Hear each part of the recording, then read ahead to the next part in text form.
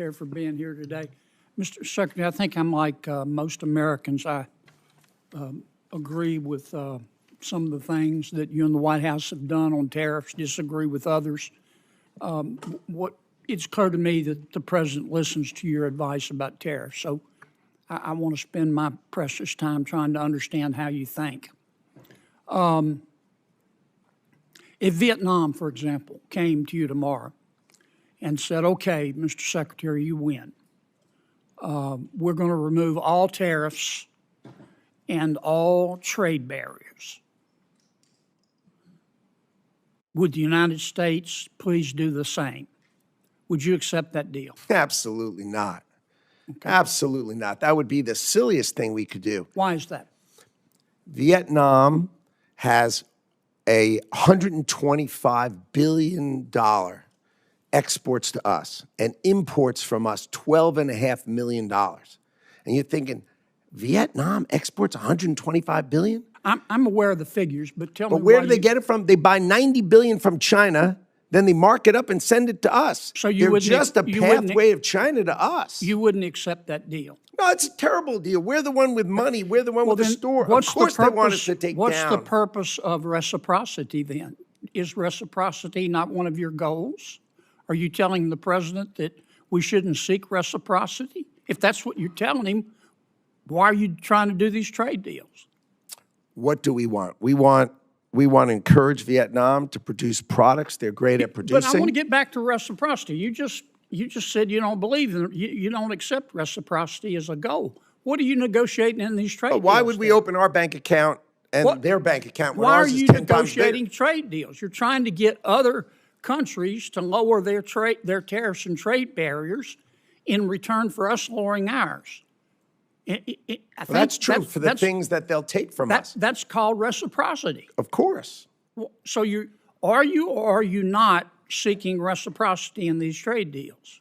We are absolutely seeking reciprocity with respect to things that can be reciprocal. But you just said but when they're importing from China and sending it to us, they're not. You just said that if a country came to you and offered you the ultimate reciprocity, no tariffs, no trade barriers, in return for us doing the same, you would reject that.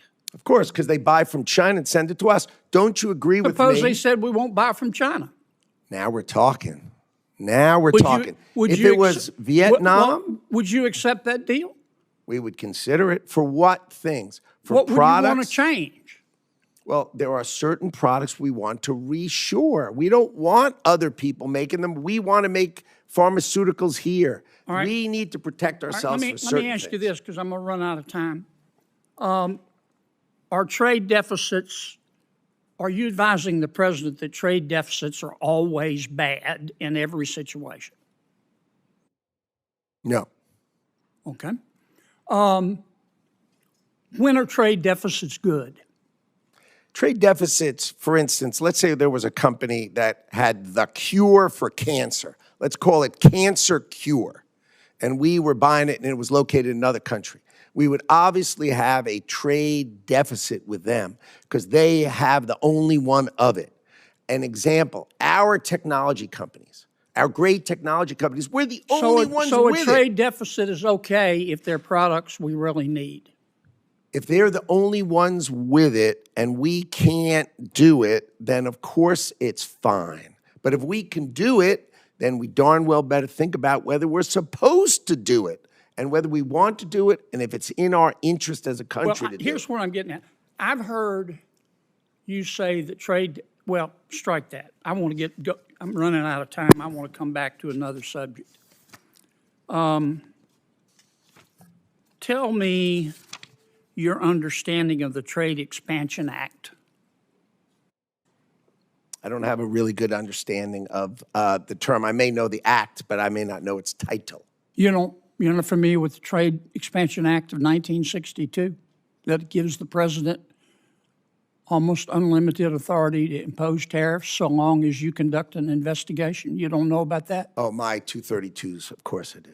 Okay. Sorry, I just didn't know the title of the plan, but of course I know. Why didn't you advise the White House instead of proceeding under other statutes Why didn't you advise the White House to proceed under the Trade Expansion Act? The president chose IEEPA because he could do it swiftly and he could do it sweeping in order to address the underlying problems that had created the $1.2 trillion trade deficit that was haunting the United States of America. Have you read the opinion in VOS selections, VUS? I have. What role does the major questions doctrine play in that decision? I am not a lawyer, so I can't speak to it with that kind of precision. That's a litigation that's under current investigation. Are you familiar with the major questions doctrine? Not offhand, but I did, of course, read the decision. Well, about 3/4 of the opinion is on the major questions doctrine. Again, I tend to not know the title. I know the topic and the details of it, but I tend not to focus on titles. Sorry. I'm way over. Thank you for your indulgence, Mr. Chairman.